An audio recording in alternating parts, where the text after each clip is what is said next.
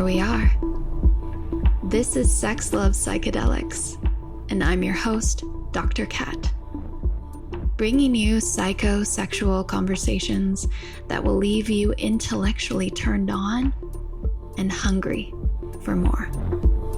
Okay, so let's bring this into this is a question I get in my course with some of my students, is the challenge of now having a partner who's loving, attentive, and may even contribute to the, financial pieces, but they have a difficult time with receiving because the part of them that's afraid of becoming dependency, or maybe they've had past relationships that were abusive and they don't want to get stuck in that in that role again. Yeah. How would you suggest that they work with that to be able to be open in receiving? Yeah. Okay, great. I see this a lot where people don't process their past. And so they're constantly reliving their past by bringing it into the future, or they make their past the benchmark. So instead of making a benchmark something that they actually want, like, oh, I want to receive beautiful gifts and love and words of affirmation from my partner, they're in their past and then they keep referring to that version of themselves over and over again in the future. So they keep pushing what they actually want further and further away from them. So, first things first, and some of you are not going to like this because this requires you feeling your feelings, going through an emotional process where you tap into the version of you who felt that pain, who felt that fear, who had whatever experience you had that was negative, and you feel it until it leaves. And here's the thing, so many people are just so afraid to feel their feelings that they compound the feelings and they'll do anything. That's why like drugs and alcohol are people love them because it's like, oh, let me just numb myself. I don't have to feel this. Or I don't have to be vulnerable and I don't have to share with my partner, like, hey, I would really love to share something with you. I have noticed that I have been really resistant and hesitant to receive from you. And even though I want to experience it, I have this story that receiving from you means that you're going to punish me, you're going to resent me, you're going to try to take power over me. And this has to do with an experience I've had in the past, right? So that takes, what does that take? Self-awareness, vulnerability, communication. And a lot of the time, people would rather just avoid that because they just have maybe never been taught these skills. There's a lot of skills that are required to have a successful relationship. Okay, there's a lot that goes into two people of two different worlds coming together and thriving and moving through stuff like that. That is skill. Okay, it's not luck, it's skill. So that's what I would really say to that is how much are you allowing your past to control you? One of my favorite tools is journaling. I journal every single day and I literally write out like my feelings of like who am I being right now and who do I want to be?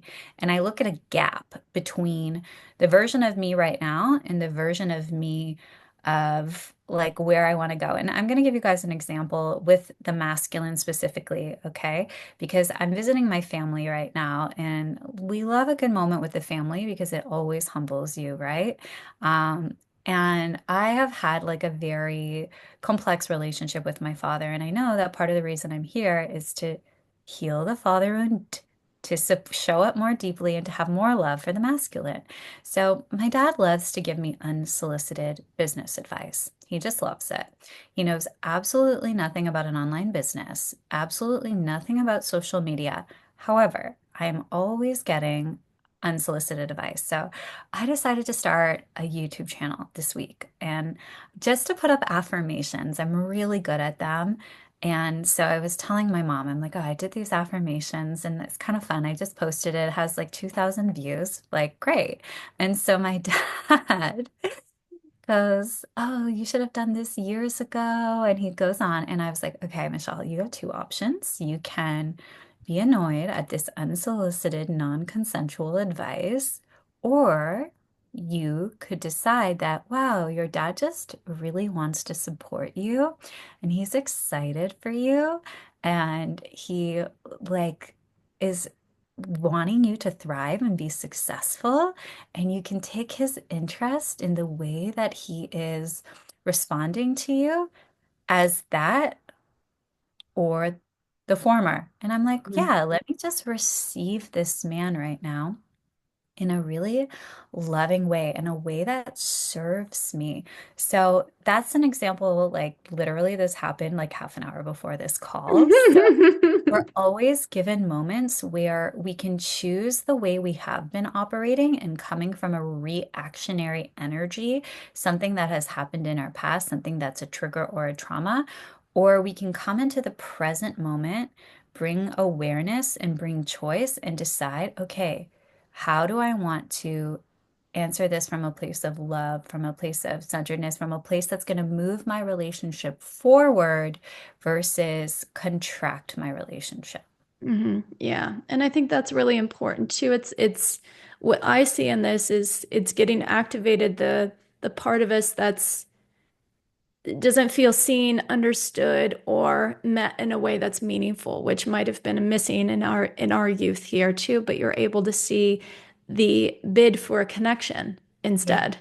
All yeah, he's trying to do is connect, and it might not hit the mark, yeah. but there's that connection, and we want that. And so can we meet them in that? And how often that shows up in our relationships, this Mm. um, I'm mad that my partner's not doing this, or they're not giving me the presents that I want, or they gave me a gift that isn't even about me, but we're missing all the times that the partner is attempting to connect with us. It just we're mistranslating it as you're not understanding me. Well, that was fun. Thanks for tuning in, lovers. And if you want to experience more ecstasy and sexual liberation, head over to sexlovepsychedelics.com and learn about how you can join me for any one of my online or live events. And while you're there, grab my free guide on sex and psychedelics. Remember, this podcast is for entertainment and educational purposes only. Please contact your healthcare provider and local law before pursuing any of the products or psychedelics discussed. And one final note here. I make this show specifically for you. If you're loving the show, then be sure to leave me a review in iTunes or Spotify to let me know. Happy to be here and happy to serve. I'll see you next time on Sex Love Psychedelics.